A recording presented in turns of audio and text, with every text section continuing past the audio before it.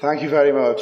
I'd now like to welcome a lady who has a brother in Scientology, a bit similar to myself, actually. I've got a brother disconnected from me. Her brother has disconnected from herself and her family, and she's the best person to tell you all about this. Anne Robinson.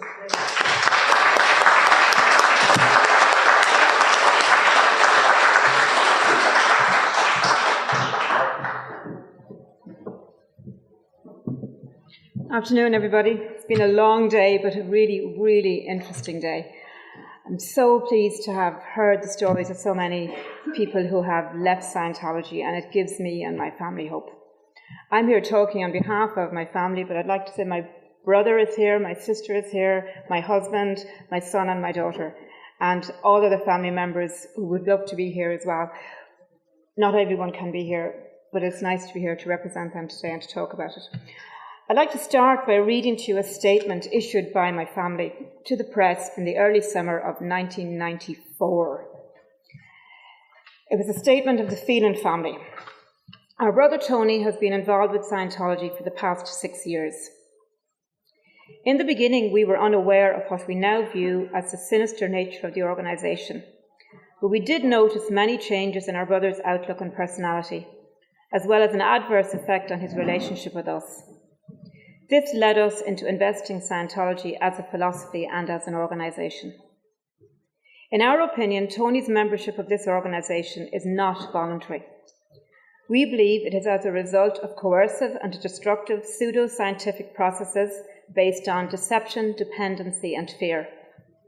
Further, the organisation, we believe, is exerting mind control techniques on our brother to the extent of influencing him not to review fully the information we have discovered. We have exhausted our efforts to get Tony to understand our concerns, and it is our belief that up to now, all of our communication with our brother has been orchestrated by their internal security department.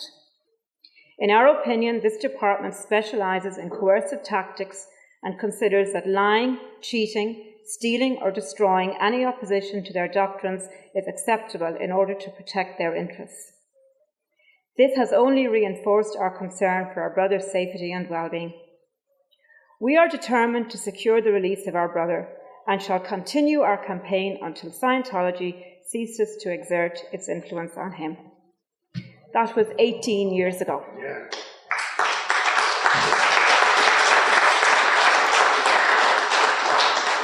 And every word in that, as I listen today, it's exactly what has happened to him. I don't think we need to change the statement today. It's as it is. But it is sad that 18 years later, he has not got any contact with his family and we are disconnected from him.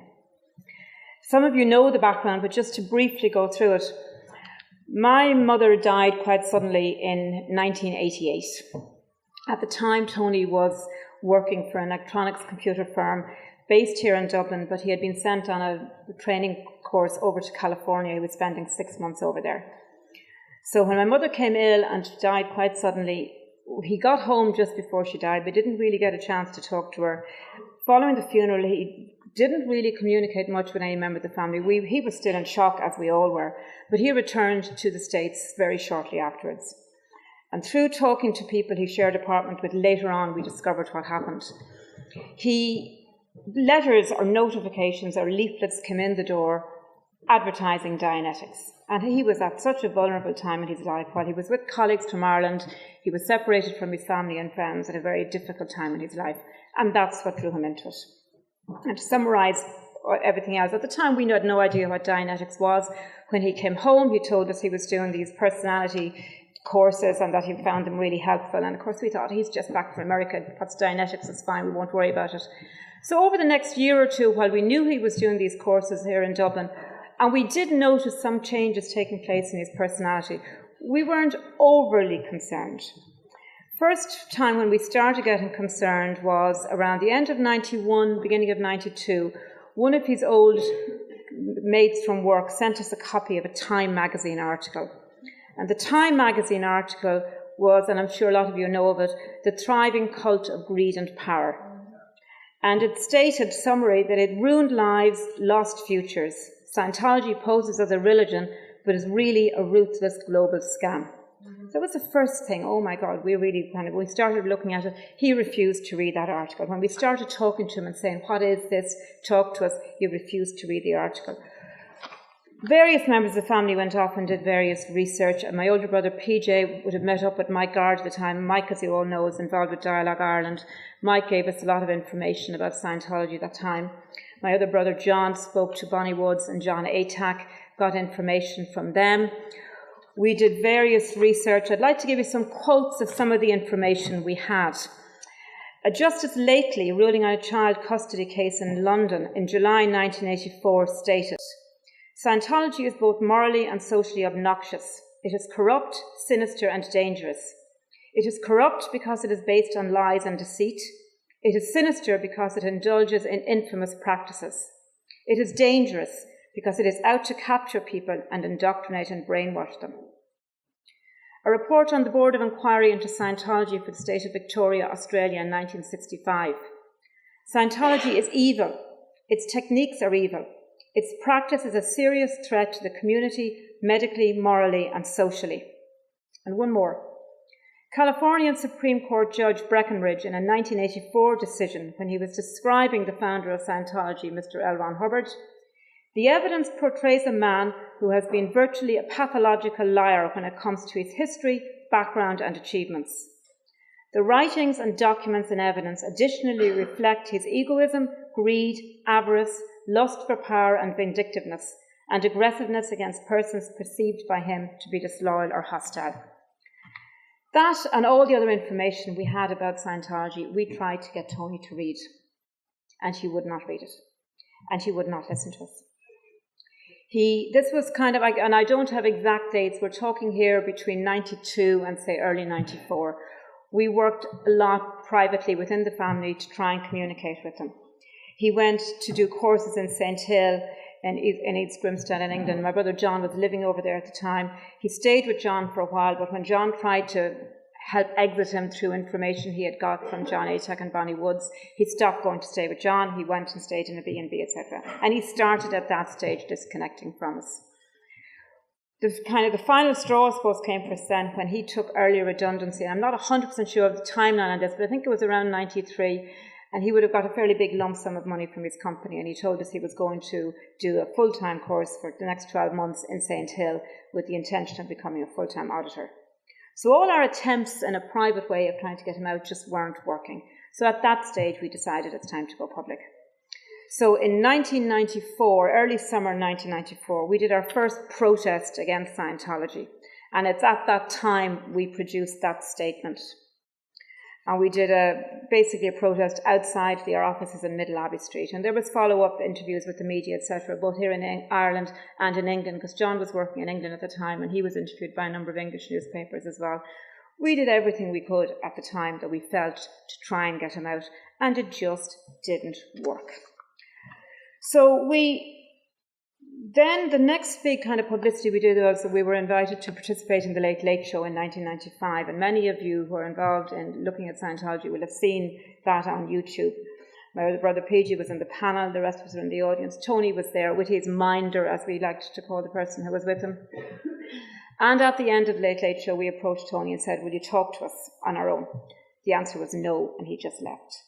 So we haven't actually had a proper conversation with Tony since then. This connection and then at that stage had taken place. He was not talking to us because he had been forced prior to that to go on a course, and he had to either learn how to handle his family or disconnect. Otherwise, he would not be allowed to continue up the bridge to total freedom. So he has disconnected from us. The last time we saw Tony was in 2002 when my dad died. And my dad was 86 when he died.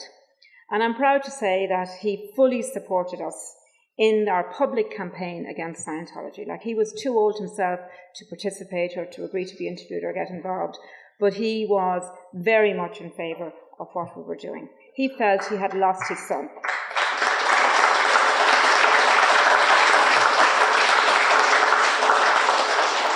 And he was very glad to see us, and I think to this day, and I said he's dead 10 years now, I believe he would be very proud of what we're doing today, that we are continuing to fight to get back our brother and his son.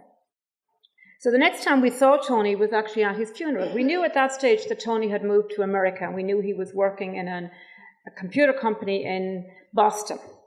We had no address, we had no contact details for him. Other than that, we knew the name of the company. So when my dad died, we rang him, and we rang the personnel department of that company because it was the only way to contact him. And we gave a message to the personnel department. At that stage, we had no idea if he'd turn up or not. He didn't arrive to the removal 5 minutes before the Mass started that morning. He did turn up. We were all in the church at that stage. I introduced him to my children, one of whom hadn't even been born. Stephen is here today. He hadn't even been born that day. So I introduced him to the children. We asked him if he wanted to participate or say anything at the funeral. He said no. Following the funeral, we went to a local pub where we had a meal served, etc. And one of his old schoolmates who was present on the day and was aware of our concerns kind of kept an eye on him during the day. He watched him quite carefully. He had a minder with him from Scientology. He spent a maximum of 2 minutes talking to practically everybody in the room. He smiled, he was pleasant, he was sociable, he looked like he was, very much fitting in, but he had no conversation with any one person that lasted longer than 2 minutes. He didn't sit down to the meal because that would have meant he would have been cornered by one person. He had agreed that he would stay with his old schoolmate overnight, and he said to him, "I will talk to you in the morning." And we knew this, so we were hoping we might catch him in the morning. And in the middle of the night, when his school friend was up feeding his baby, he heard his front door slam. And that's the last we heard directly from Tony. He hasn't been in touch with any of us since. So disconnection has been complete over the last, as I said, since 2002. So it is hard to be here today. Like, our family, to us, has suffered a bereavement, but we continue to have hope. That is the only thing that we can actually do. We have, over the years, met other family members of people who have been involved in Scientology, and I do wonder why they don't talk out. I know a lot of them are afraid of disconnection, but to my mind, Tony, as a Scientologist, was not my brother. He was somebody who was completely different. A lot of families are afraid of intimidation, and I am glad to say we have not actually experienced direct intimidation from the Scientology organisation. So I would say to people out there, don't be afraid. If you have a family member in Scientology and you're worried about them, stand up, talk. The more of us who talk and express our concerns, the less likely it is that Scientology will get their hooks into anybody else. And we have two reasons as a family why we continue to talk. One of them is that if we can even save one more family from the loss that we have suffered, then it is worth it. And I do know personally of somebody whose son had started into Scientology a couple of weeks before the Late Late Show started. And when they saw the Late Late Show, they talked to him and he stopped going. So that to me was a fantastic achievement. And I would like to think there are more people out there like that. And of course, their other reason is we do hope Tony will come out. And listening to the stories of some of the people who are here today, who were in for over 20 years and have come out, we hope that Tony will come out. And by talking up, he will know that we have never forgotten him and that we will always continue to fight for him. I'd like to say a special word of thanks to Anonymous for the work that you do. So many of you...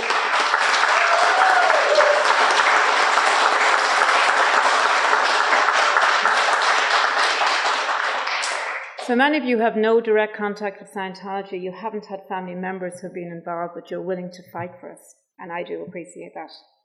To thank the people who have left Scientology and who have experienced intimidation and are willing to still stand up and be counted, I admire you so much, and I thank you.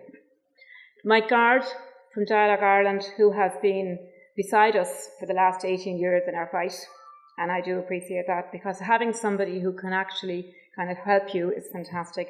The guys on the protest every once a month on a Saturday in Middle Abbey Street, who help to make a situation there sometimes lighthearted. It is great to be there. I'm not always there. My husband Dennis, I have to say, Dennis turns up, I'd say, every month and hasn't missed hardly any of the protests, so he has been a great support. And I've said, all my family members who do support, we will continue this fight, and we would hope one day that Tony will come out.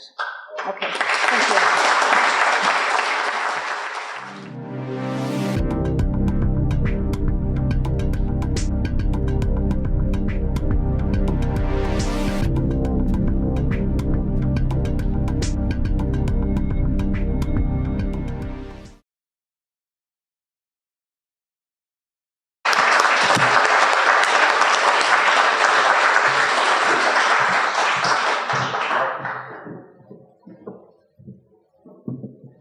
Afternoon, everybody. It's been a long day, but a really, really interesting day. I'm so pleased to have heard the stories of so many people who have left Scientology, and it gives me and my family hope.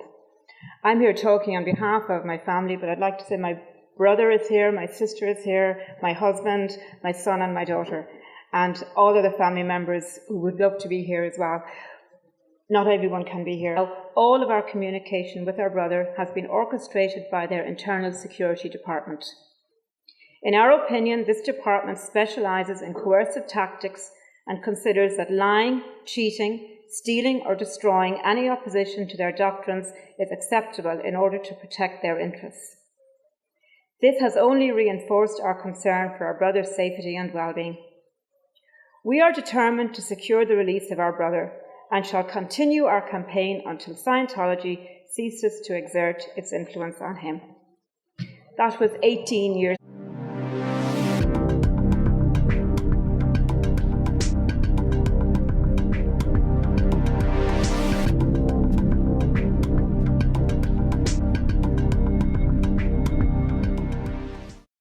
Thank you very much.